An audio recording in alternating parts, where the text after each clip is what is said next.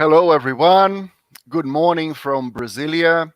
It is a great pleasure to be here with you on our opening session of the day, our plenary talk on this 13th summer workshop in mathematics at the University of Brasilia.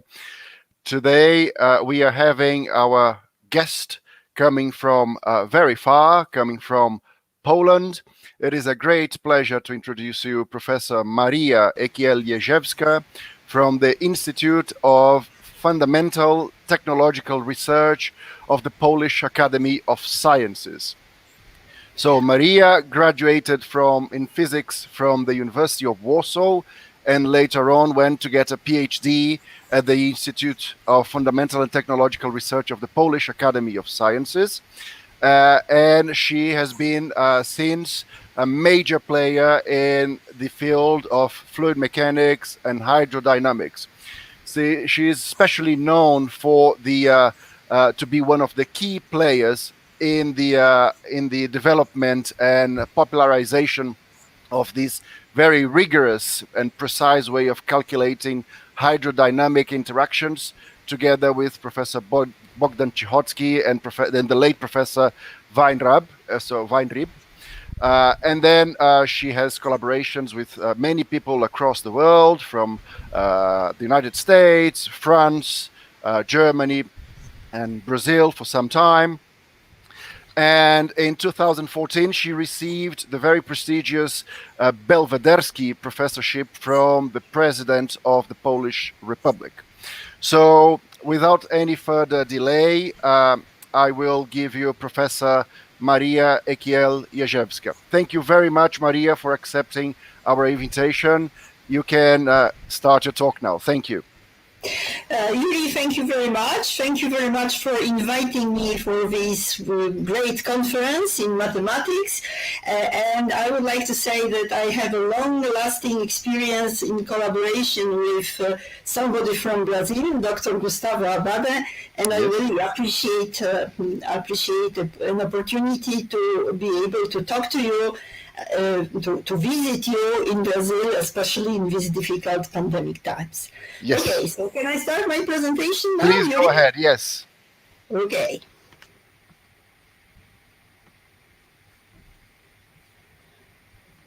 I would like to tell you about some interesting mathematical aspects of dynamics of elastic microfilaments in fluids. So first of all, what is the motivation for working on this subject? So this comes from so many objects at the micro world in water. These are elastic and long. And examples could be like shown here, chains forming diatoms in the ocean. Another example that I would like to show you, these are red blood cells, and under special disease, sickle cell anemia, these blood cells, they become of a different shape, as can be seen on these pictures, and then their properties in the blood vessels, they are completely different than of the healthy cells, and it can cause severe problems for humans' health.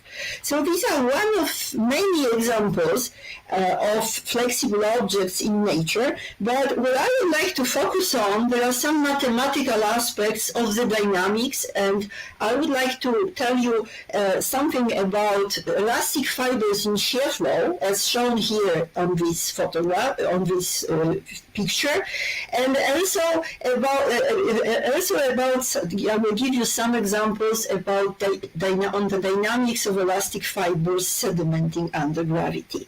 So I will be presenting results from 3 publications, and you will see it, the names of the co-authors will be shown on the screen. So first of all, I will focus on fibers that initially are aligned with the shear flow, and then they start to bend. And the basic question is how they will bend if they are initially aligned with the flow. So So what we do, we have theoretical description based on the bead model. So we assume that an elastic fiber in shear flow shown here is modeled as a chains of beads, and the beads are connected by springs, and there are some elastic forces that prevent stretching or compressing these fibers too much, and also there are some bending forces that prevent fibers from being bended. So at the elastic equilibrium, the fiber is straight and is not bended. So in our bead models, we take into account the finite size of the finite thickness of these chains, of these filaments, in contrast to simplified models of elastica, and we also take into account hydrodynamic interactions. That means how beads interact with each other through the fluid, and even if they are quite far away from each other. So the quantities I would like to discuss and show to you, this is the local curvature of the fiber, and this is based on the curvature of triplets of the beads all around the fiber. And I will be telling you about the maximum local curvature. It means the maximum with respect to the whole filament. How does it change with time?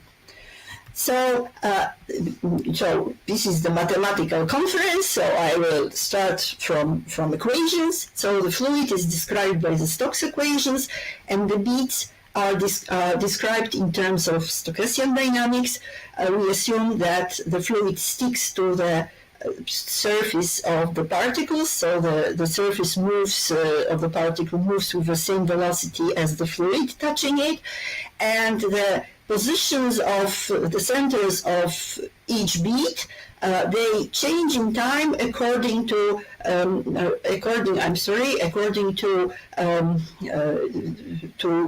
these equations, and these are coupled equations. So V infinity is the ambient flow. In our case, this is the shear flow, and then there is a contribution from elastic forces, bending and stretching, and there is a contribution from the rate of strain of the ambient flow. And in this case, it has a very simple form.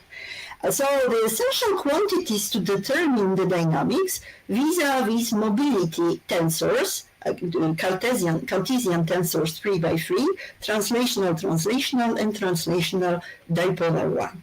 And these tensors, they depend on positions of all the beads. All the bead centers are Rj. So actually what we have to solve is a system of ordinary differential equations of the first order. So the difficulty is that the right-hand side is a very complicated nonlinear function of all the coordinates of all the bead centers. So the expressions for these mobilities could be given in the Rotne-Prager approximation. It means that these are analytical expressions, and I will show you them on the next slide. Or we can go to the multiple expansion to contain more terms roughly speaking, in the expansion in the inverse distance between the particles, and take into account lubrication correction, what's going on if the beads of the surfaces are coming very close to each other. And this lubrication correction, it speeds up convergence of the multiple expansion. So just giving you some idea about these analytical expressions for the mobility tensors, these are this approximation is called Rotne-Prager-Yamakava. So for the mobility coefficients that are diagonal, these are just Stokes velocities, the Stokes mobilities. And then for the translational and translational dipolar coordinates, we have here d is the normalized distance between the beads I and j, normalized to unity. So these are directions, and then there are certain functions of the interparticle distance, and these functions they are expanded up to the 4th power of the inverse particle distance here. So I'm not going into too much details. So what we use as units, we use as the unit of length, we use the bead diameter, and for time we use 1 over the shear rate. So all the times will be multiplied by this shear rate from now on, and the force is normalized by the hydrodynamic force related to the shear flow. And then we have 2 characteristic parameters in this description. So this is the bending stiffness ratio. So this is the ratio of the bending to the hydrodynamic forces. E is the Young's modulus, and we have the aspect ratio of the fiber. It means how many beads are used to construct the fiber. So now I would like to tell you how does dynamics of flexible fibers, how does it compare with the dynamics of a rigid rod. So when we focus on fibers that are initially aligned with the flow, then the dynamics, it means positions of centers and positions of all the beads, will be in the plane. So this is the plane of the gradient of the shear flow, and this is the direction along the shear flow. So dynamics of rigid rods is very simple and can be solved analytically. So when we have this angle phi as defined in this picture, so then the equation of motion is just only one equation for this angle. So you can imagine that if we have a shear flow going here, and here it's higher than larger than here, so then that this bead will turn, and this bead will turn, and the time dependence of the angles phi will be behaving in such a simple way. Here is a sort of hydrodynamic aspect ratio. So this is related to geometrical aspect ratio and to some mobility coefficients that describe interaction of this object with the flow. So and the solution is explicit. The solution is that this is just a periodic tumbling of this rigid fiber in the flow, and if one plots the cosine squared of this angle phi, then most of the time it's very close to 1. So it means that this motion is very far from rigid rotation, because the fiber, it spends most of his time during this evolution, during this tumbling, being very close to the direction of the shear flow, very close to phi equals 0. So, as you see, this is a very simple description of a rigid rod, but we will see that dynamics of a flexible fiber is much more complex.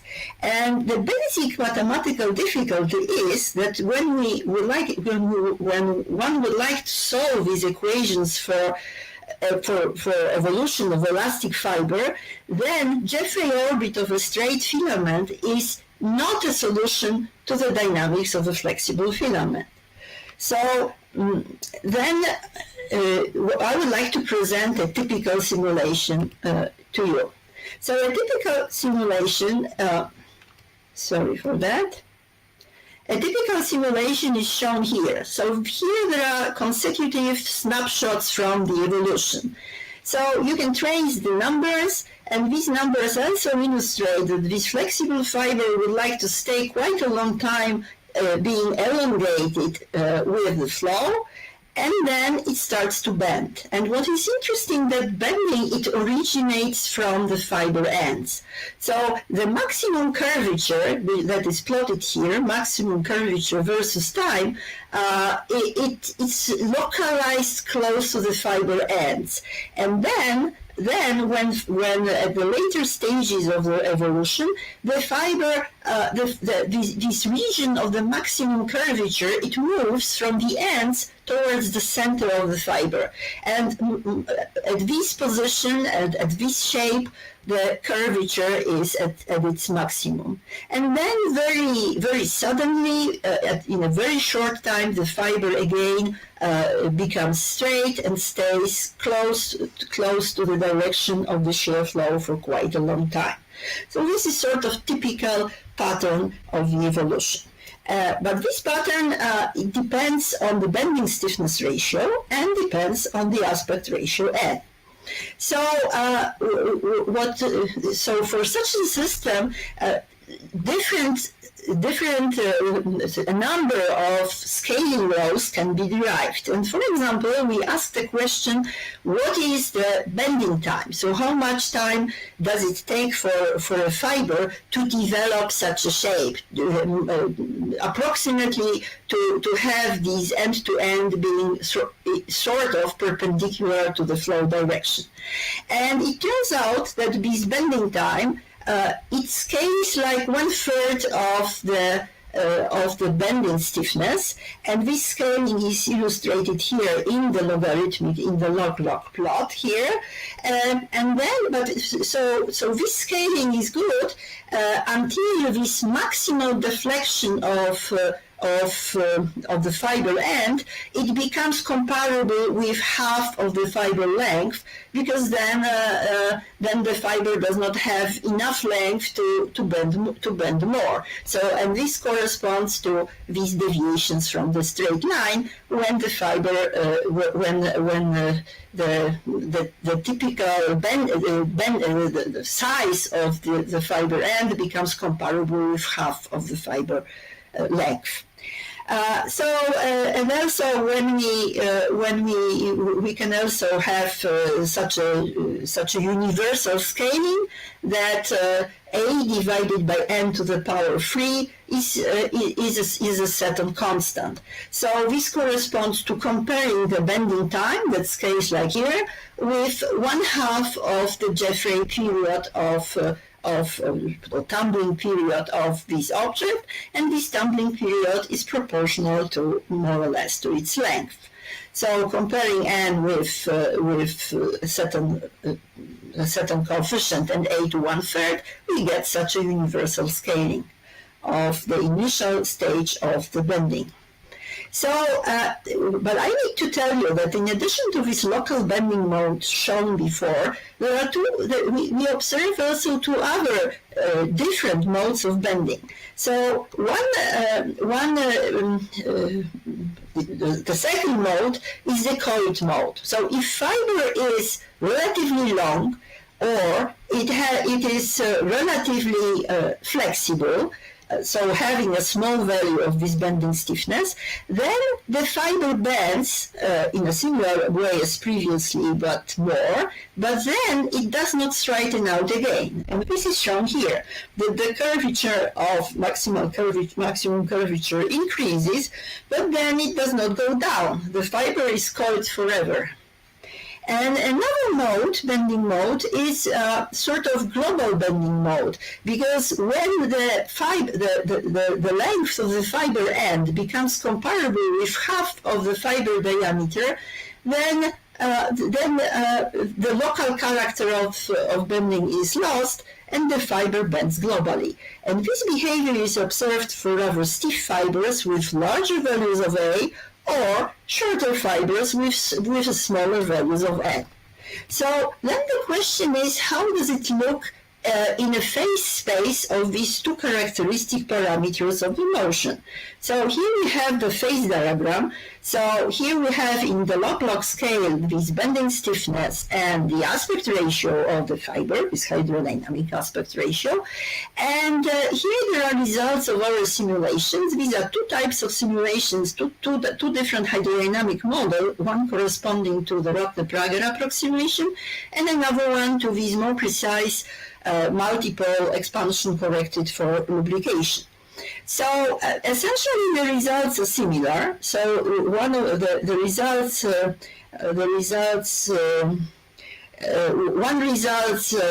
one model are by field symbol, are shown by field symbols, and other ones are shown by open symbols. So multiple expansion corrected for lubrication, these are open symbols. So essentially we have three regions corresponding to the three modes. These are red ones are globally bent fibers, blue ones are locally bent fibers, and with magenta these are coiled fibers. So let's say focusing, so these two lines that are drawn here, they correspond to the borders between coiled and locally bent fibers, and they are a bit different because this theoretical model, they are a bit different. But anyhow, what is important is the slope of this line, and the slope does not depend on a specific hydrodynamic theoretical model used. And so what we have found here, that this border, this transition between two different types of fibers, that ones that straighten out along the flow and those ones that do not do it and stay coiled, it is governed by this relation. And another border, so this is a very sharp transition. So this is shown here, that it takes place in a very well-defined region in the phase space. So, but on the contrary, transition between globally and locally bent fibers, this is a smooth transition, and this is why it's drawn as a gray stripe here. And this corresponds to A scaling Sn to such a I'm sorry, but sorry. Okay.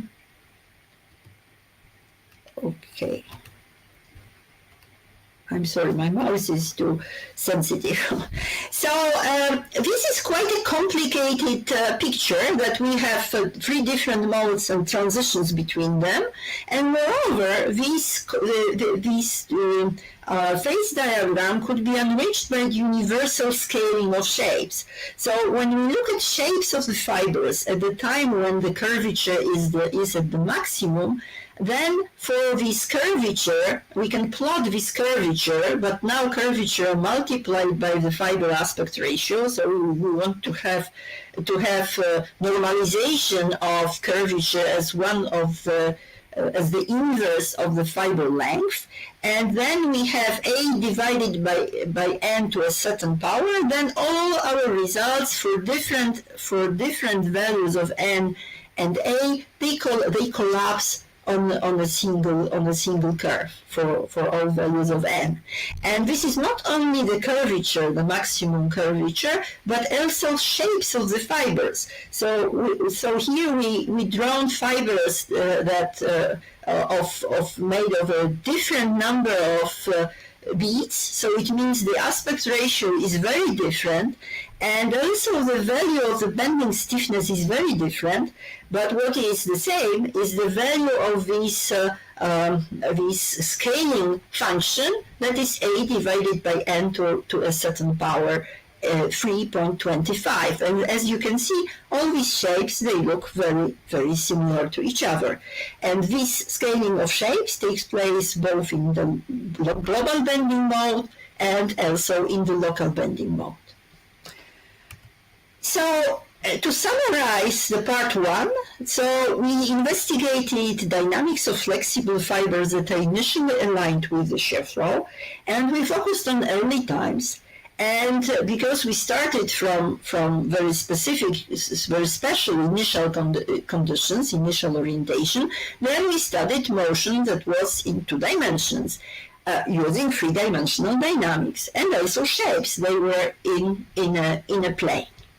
So we found certain scalings that I described to you, and we found 3 different bending modes depending on a region in the space of these 2 characteristic parameters: the fiber length, the fiber aspect ratio, and the fiber bending stiffness. And we have found some universal bending scaling functions.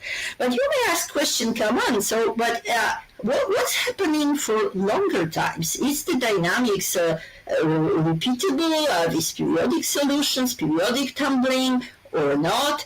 And how it is if we start from different initial orientations. So now we are going to part 2 of our talk. So I would like to discuss what's going on with flexible fibers in shear flow at longer time scales, and if initially they are not aligned in the flow. So this is an example. So this is the paper I would like to report some results from this paper. But what is interesting here, this movie, just to somehow give you a spirit of this work. So the previous time scales, they were somewhere here in this region. So because we focused on short times. So when we move on to much longer times, you can see that clearly some very long time effects can be observed. So here we have sort of close to periodic oscillations. This is the length of the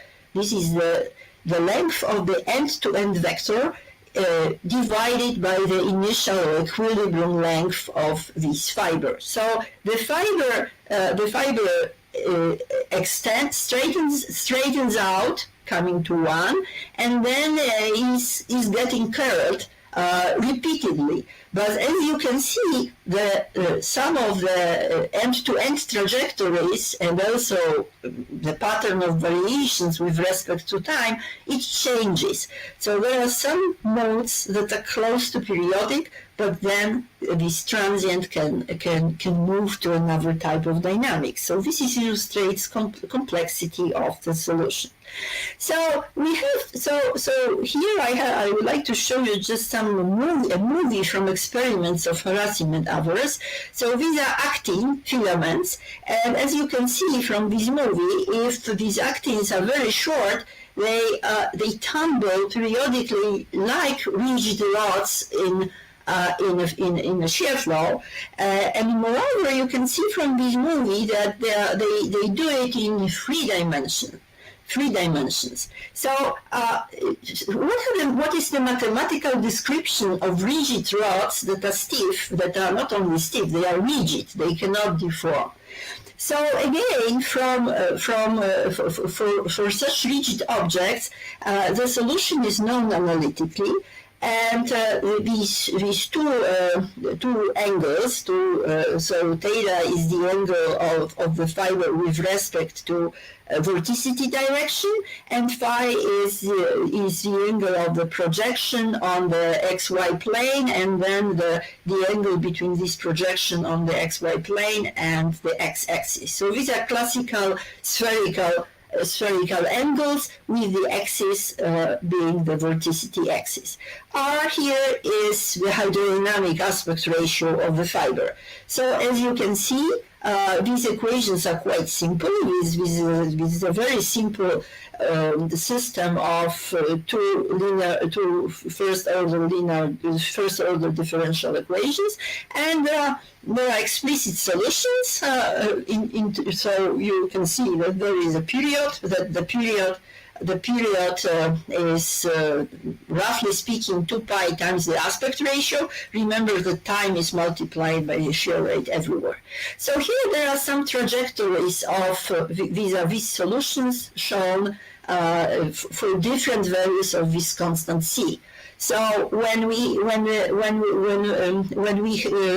have the constant c that is infinite, then we have a motion in a plane. what corresponds to what I had just discussed.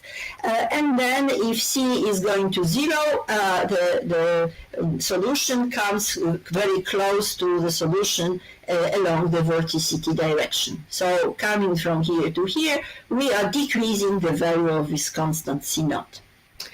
So what's going on with the flexible fibers? So again, we have such a situation. So what we did, we performed numerical simulations having different initial orientations of the fiber. So initially the fiber was straight and at the elastic equilibrium, and inclined at certain angles theta naught and phi naught that correspond to the spherical coordinates with y being the symmetry axis. And we observed that when the fibers evolved, they bend in a quite complicated way.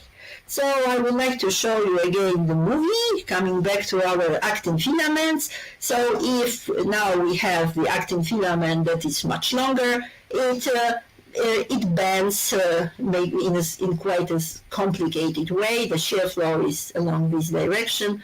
So in our simulations, some of our numerical results are quite similar, showing quite a similar behavior as here.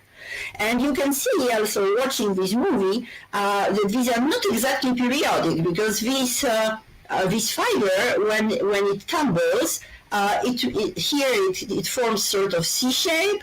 But then when it bends, previously it was rather going like that in a different pattern. So these are not exactly periodic, and that's what we see also in our simulations. But to show sort of systematic analysis of what we did, because we can see we spanned the whole range of possible initial inclination angles. So let's focus for a certain value of A equal 10, and it will be the same for the next movies. So what we looked at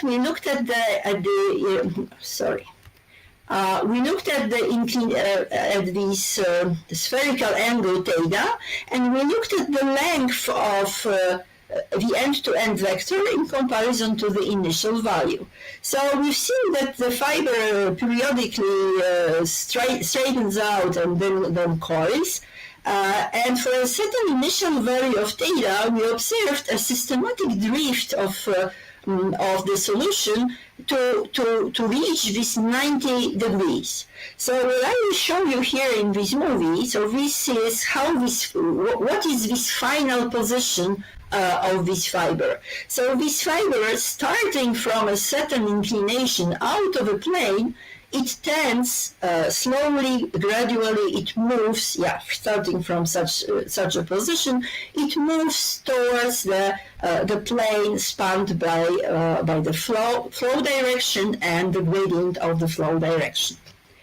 So, but when we have chosen a different value of psi, being closer to the vorticity direction, the evolution turned out to be quite different. So the fiber was not bending too much, and it was standing with slowly moving towards the vorticity direction. And the final, I will show you the movie, and the final position was like that. It's not seen on the movie, but there was a rolling of this fiber being straight along the vorticity direction, but rolling along the vorticity. So this is why it's called the rolling mode. So such a behavior has been already reported in the literature, but we were quite surprised that we can see also another mode that was not reported anywhere, and it was sort of periodic meandering mode. So this is again the time evolution of the angle theta and the length of the fiber, and you can see that there is sort of transient, and then finally the fiber tends to a periodic meandering mode with very strange and very repetitive pattern of evolutions of its shape. So this is one period of this part of the motion. And we performed very, very long simulations where this characteristic periodic motion was seen over many, many periods.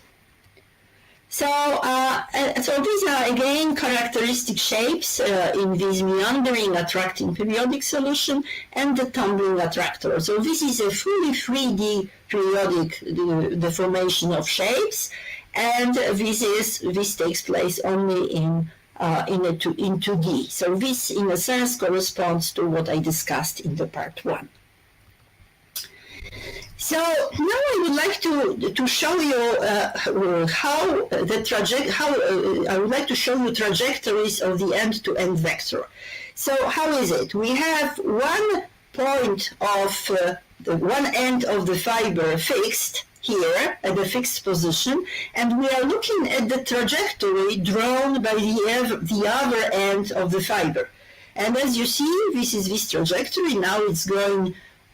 The fiber is going over it once more, and here there are on the right hand side there are projections on 3 orthogonal planes of this green trajectory that is quite complicated.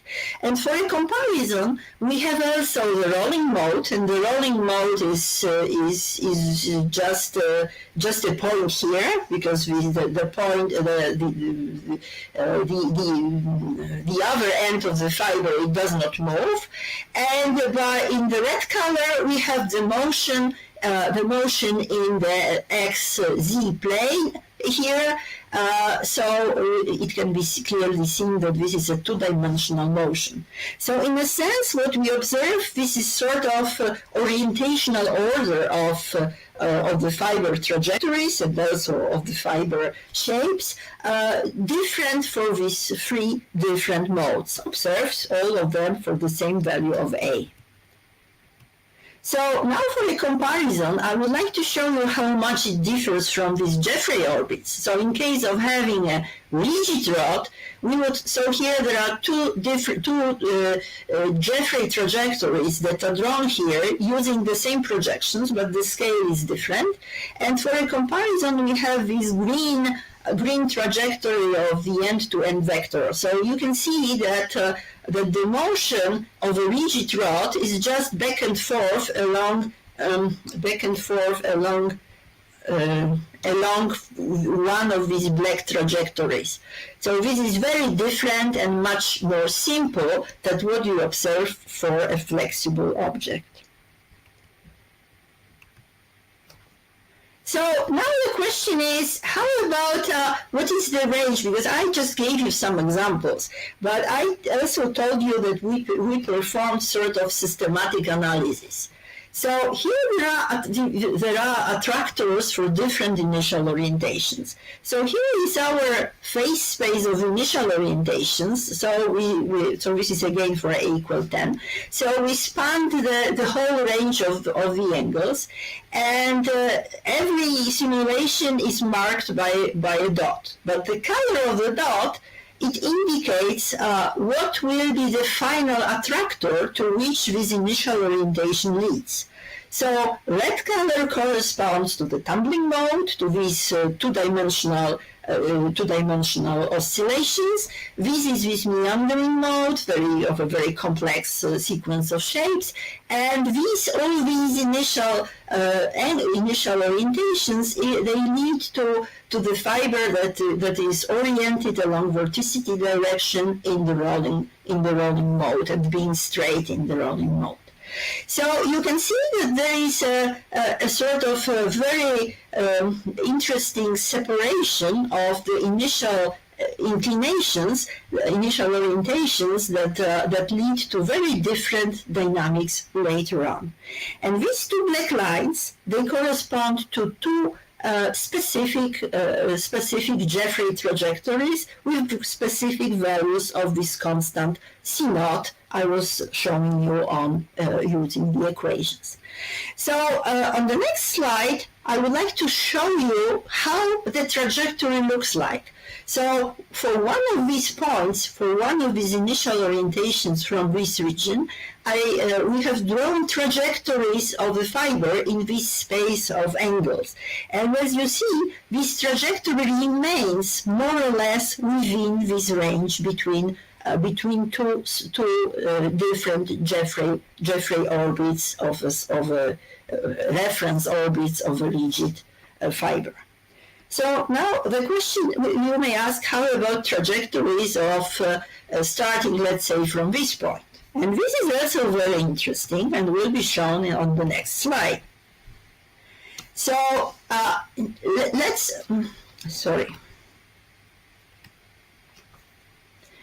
So too fast, okay. Okay. So let's start from this point. So let's start initially from this value of theta and phi. So the trajectory of the fiber end, the relative trajectory of the fiber end, it goes like this. It goes like this, like this, like this, here, and tends here.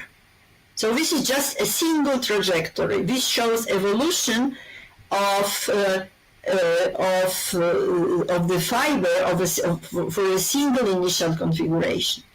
And if we start from any point below this critical Jeffrey orbit shown here, then the trajectory goes like this, goes like that, and then it tends to the rolling mode, so it means tends to theta equals 0. So there is a systematic drift. So for comparison, it's shown that if we start from any point here, we after some time we end up on a periodic trajectory that is inside this region.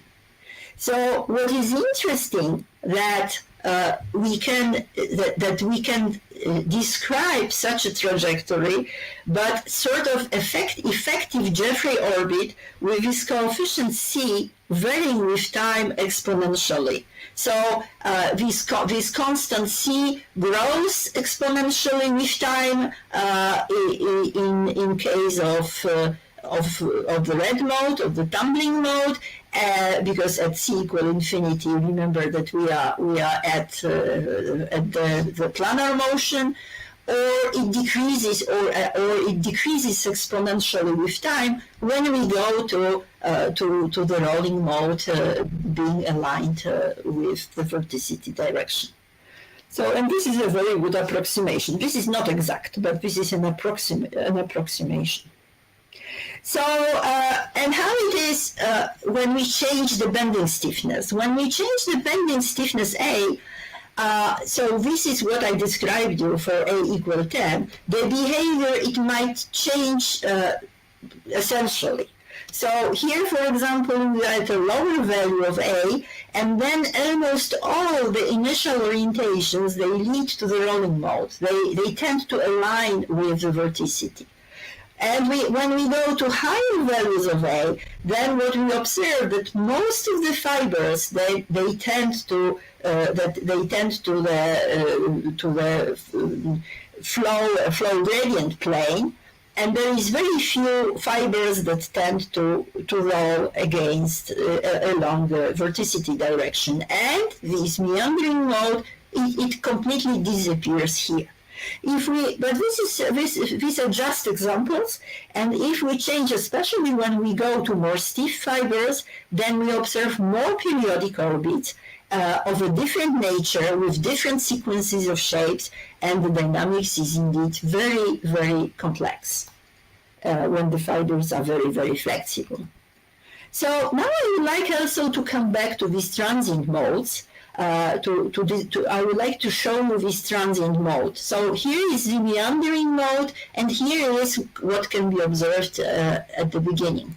So this picture that I was showing you about this exponential decay or increase, it's for most of the trajectories, but there are some trajectories that start like this, then develop the motion like that, and may also end up somewhere else. But I would like just to show you what are the typical shapes in this mode, to somehow argue that different sequences of shapes could be observed during transient motions. That this meandering periodic mode is not the only one possible, and these are projections of the end-to-end trajectories in this specific transient mode shown in the movie at the left. So now we are coming back to the same movie with more understanding now, the same movie that you've already seen when I was introducing our paper. So you can see that these transients, this is this transient I showed to you on the previous transparency. Here is a sort of motion close to this meandering mode, and here finally it ends up in the tumbling mode. So such behavior is also possible. So you can see how rich is the dynamics. So to summarize part 2, so I didn't tell it before, so this is just a good time to talk about it now. That for these stiff fibers, I shown you a family of trajectories of the end-to-end vector. But what is also important is that all these trajectories are neutrally stable. So it means that if orientation of the fiber is changed a bit, then it switches from one Jeffrey trajectory to another one. So this is for a rigid fiber, and these are very simple solutions. But for flexible fibers, there exist certain attracting periodic motions, not stable stationary configurations, but periodic orbits that attract dynamics. And existence of these attracting periodic orbits is very sensitive to both initial orientations or initial positions in a more general perspective, and to the values of bending stiffness. The general tendency is that more flexible fibers are, more complex the dynamics becomes, and more different periodic orbits are possible. So another important fact is that there can be some transients. So there can be long-lasting periodic oscillations, long-lasting oscillations close to periodic ones. And for many initial orientations, so in a sense, the Jeffrey solution for a rigid fiber is not a solution for a flexible fiber, but for many initial orientations, we see sort of memory of these Jeffrey-like orbits or drifting Jeffrey-like orbits, as I tried to demonstrate you previously. So this is not the end of my talk, because now I would like to tell you, I would like to somehow argue that the basic features that we observe for flexible fibers in shear flow, that the basic mathematical features of the dynamics, they could be also seen for fibers that sediment under gravity. And this is a sequence of consecutive shapes of very flexible loops that sediment under gravity, and this is the paper where it has been published. We are still working on that. We are working on both subjects. I have shown you. So, talking about sedimenting elastic loops, so the gravity points down, I need first to tell you what is the stationary shape for a rigid loop. In analogy, what I did for Jeffrey orbits of rigid fibers. Now we have a stationary configuration, and this is just a stationary configuration. We have a loop that is planar, circular, and loops that are planar, circular, and rigid, they sediment if the gravity is pointing down. Such a loop will sediment a bit down and a lot with a large velocity down and a small velocity sideways. So the trajectory of this loop would look like that. So how is it if it's flexible? If it's flexible, it moves. So these are free loops. They are free loops shown on the same movie, but they all correspond to evolution of a single loop.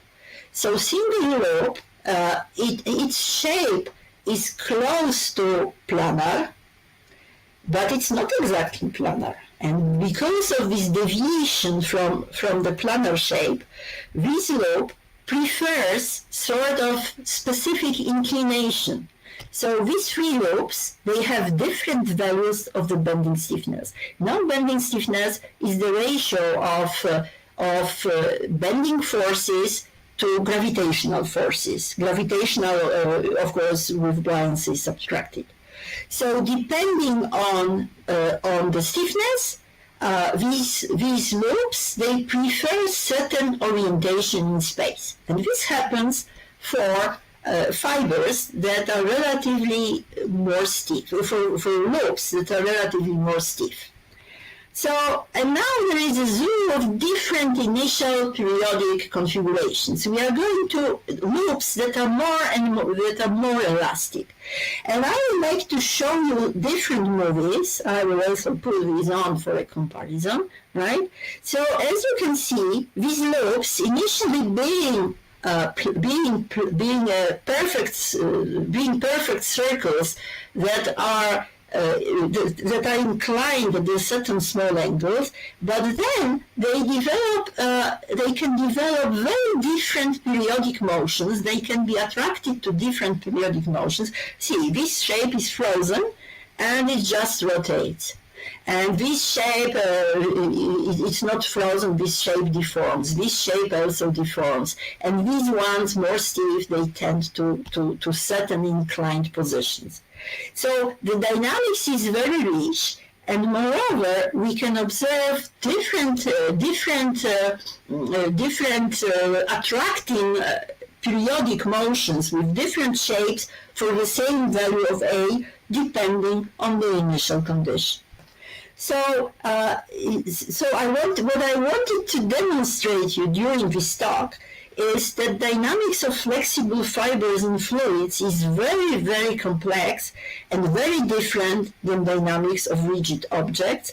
And from mathematical point of view, it's a lot of interesting phenomena that are still to be explored. So at this point, I would like to finish my talk. Thank you very much for your attention.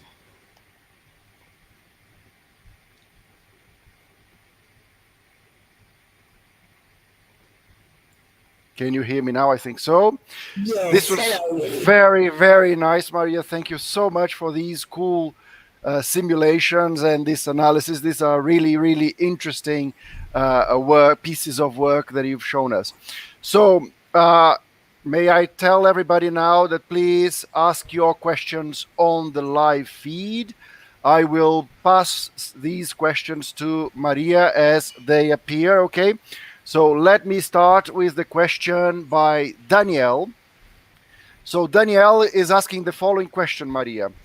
Are your results somehow comparable when active living particles are considered, perhaps immersed in a fluid where there is some forced flow in a single direction to induce some periodic motion? Might be. I think that when we have active particles, it becomes more complicated. But I think that many aspects of the dynamics maybe could be present. That, for example, the different patterns of swimming could occur. But I have not worked on that. Very nice. Okay.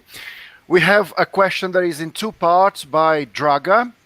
So the first part is, you have shown a lot of very interesting transient behavior and how they are affected by the marginally stable periodic orbits, I guess, if I understood correctly.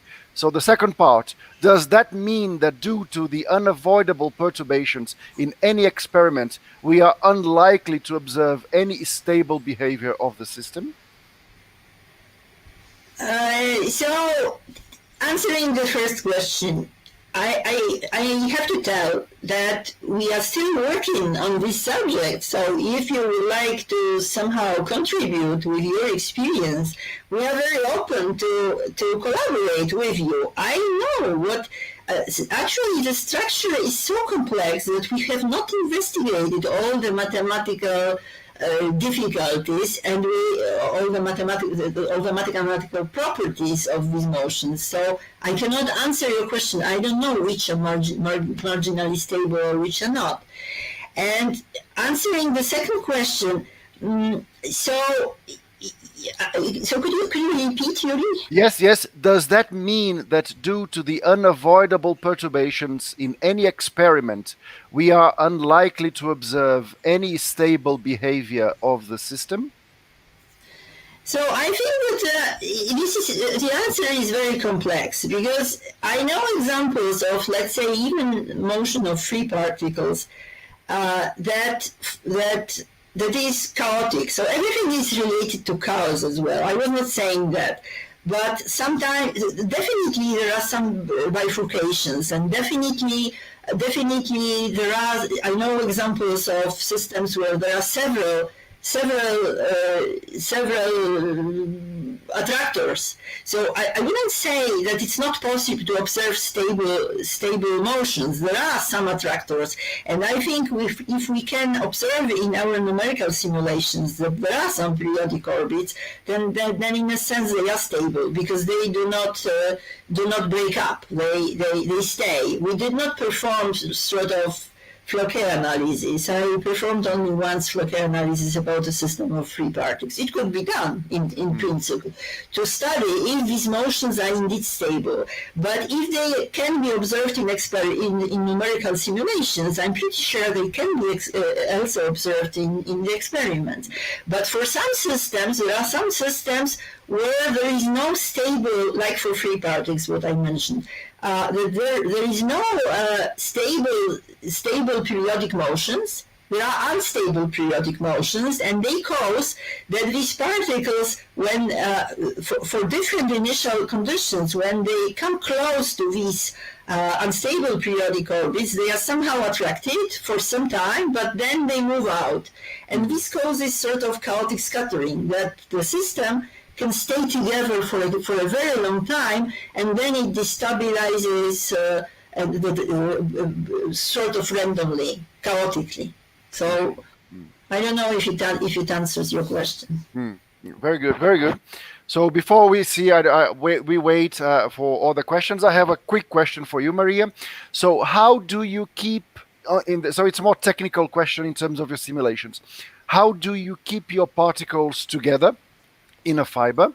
So is there a force bringing particles together? And the second question would be, is there any friction interaction between the particles as they move one relative to the other? So the first question is, so I tried to explain it while introducing the bead model. So each bead is attached to consecutive bead by a spring. So let's say one bead has two neighbors, and there are two springs between the left and right neighbor. And there are also springs between the bonds. So when I have these free beads from I've chosen at random free beads from this chain. So let's say bead 1, 2, and 3. So between the bond 1, 2 and the bond 2, 3, there is also a spring. Mm-hmm. Right, okay. And the second question... Is there friction between these two particles when they roll? There is no solid friction, but there is a hydrodynamic friction. So there is a fluid slows down the motion. So these are these mobility matrices. Yes. This is the inverse of friction matrix. Yeah. So hydrodynamic friction, yes, we take this into account. This is essential. And how do you stabilize so long simulations? So I guess your time step must be very small, and you're simulating over time ranges that I saw on the simulations like about 5,000. So how are you sure that at the end of the simulations the computation is still accurate? Maybe it's not, especially if the system is chaotic. So then obviously it could be any. So what we are using the fourth order Runge-Kutta, adaptive Runge-Kutta. So this is the method. Should be very precise. Okay. Yep. So let me see if we have other questions. We have many people saying that it was a great talk. Now we have a Professor Matofo saying that it was a great talk. No, I don't see here any other questions. So let me ask you one more question before we finish the talk. So I was just wondering, on these three-dimensional motions, is it possible, if we have a long enough chain, that we form a knot, an entangled knot? Thank you for this question. We worked on knots, actually, both on knots on flexible loops, and also another paper was on knots. The question was, can a shear flow tie a knot on a flexible fiber? So I encourage you to have a look at this paper. Oh, that's nice. To me, I have an email, and I would be happy, and I will be soon back from Brazil to Poland, so I will be happy to answer all your mails, of course. Oh, very good, very good. Oh, we have a final question.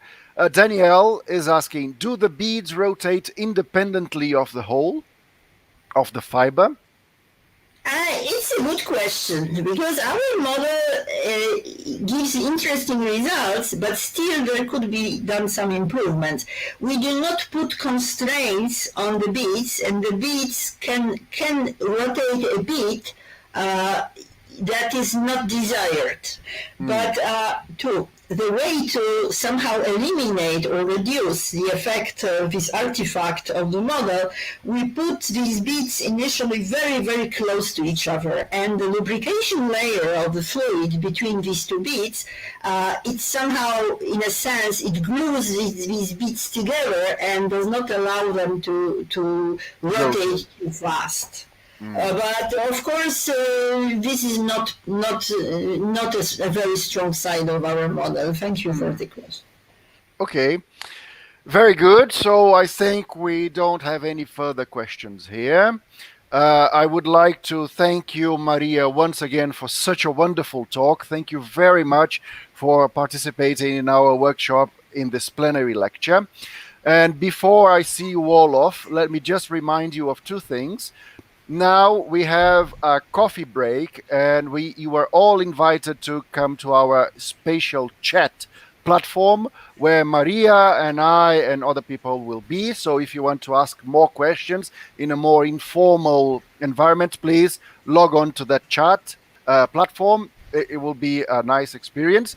And later at 10:30, our special sessions will restart. You have all the links available on the website of our workshop. And tonight, if I am not mistaken, there will also be another online cocktail, also at our spatial chat platform. Okay? So thank you all very much for coming, to attending this very nice talk by Maria. The link is right there, just been published on our feed. And Maria, if you want to say a few words before we say goodbye, you are very welcome.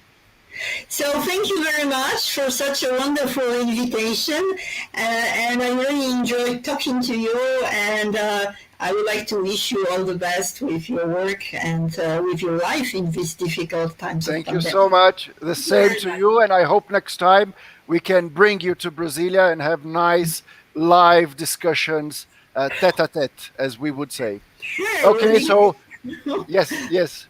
Thank and you all very much. As well. Definitely, yeah, definitely, yes. So thank you all very much for coming, and I'll see you next time in the other sessions. Bye-bye, or in the spatial chat platform.